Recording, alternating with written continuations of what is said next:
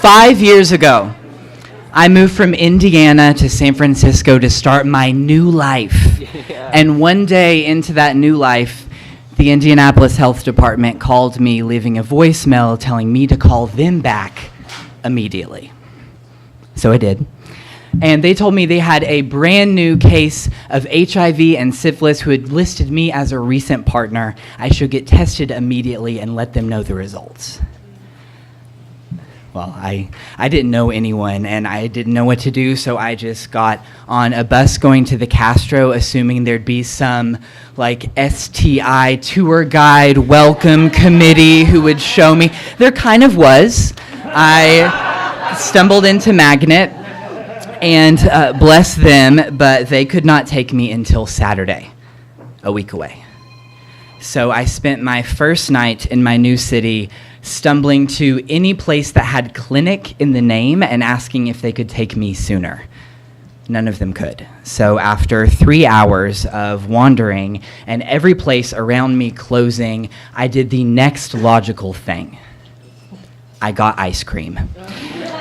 As soon as I walked into Mitchell's, they looked at my face and they knew what was going on because I was shuffled into a separate line. It was just like me and a teen who looked like she'd just taken a pregnancy test. And they asked no questions. They just gave me basically a bucket without a lid. And I tipped everything in my wallet. I walked to the Russian Hill apartment that I was sleeping on the couch of. I found it through friends of friends of friends, which means strangers, who were letting me stay there. They both had boyfriends. Good for them. So they weren't there. So I sat alone in the dark trying to eat myself to sleep. And it was one of the loneliest nights of my life.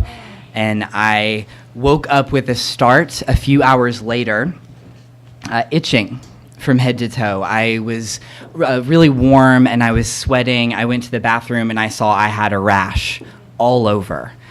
And because I have Googled the symptoms of HIV the morning after every single hookup for the last 4 years, I knew that can be one of the later stage symptoms. And so then my brain, totally gone on the anxiety ocean, I decided that not only did I have HIV, but I had contracted a special snowflake, rapidly moving Martian strand of the same thing that would fill my body before morning. That happened several times every night for the week, until I finally made it to Saturday and finally made it to Magnet, and there I met Angel on Earth, Nurse Bob. Now, Nurse Bob had also moved to San Francisco from Indiana. We quickly realized we'd been to a lot of the same corn mazes.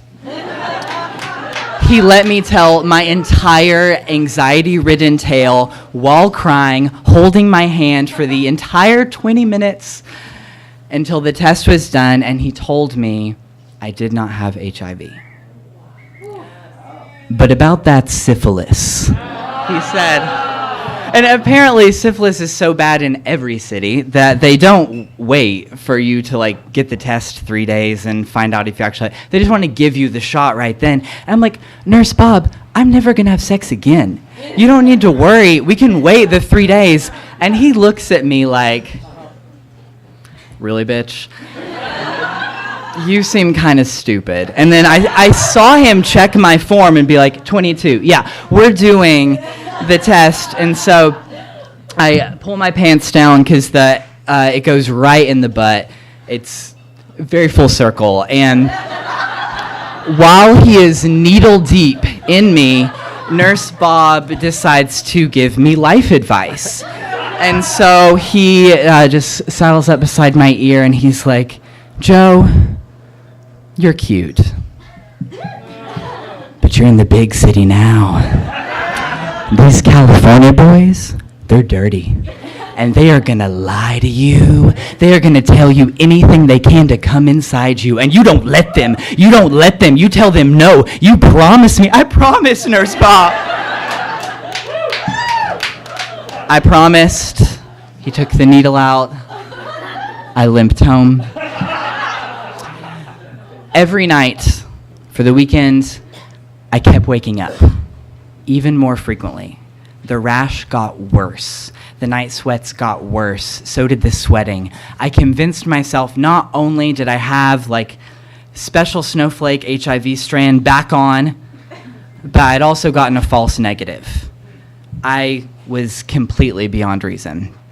And I went back to Magnet. And there, I met Nurse Dave. And in 5 minutes, Nurse Dave told me that I did not have whatever I'd made up in my mind. I had scabies instead. I was astounded. I can barely remember to carry my keys, my phone, and my wallet.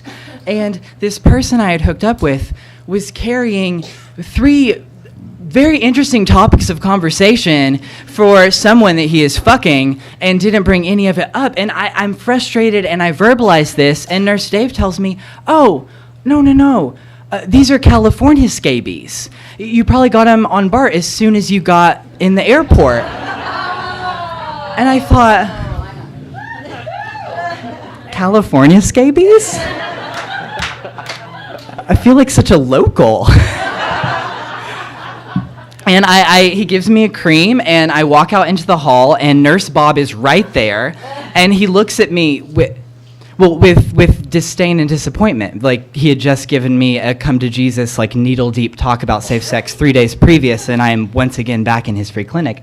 And I just say, Nurse Bob, it's not an STD. I have California scabies.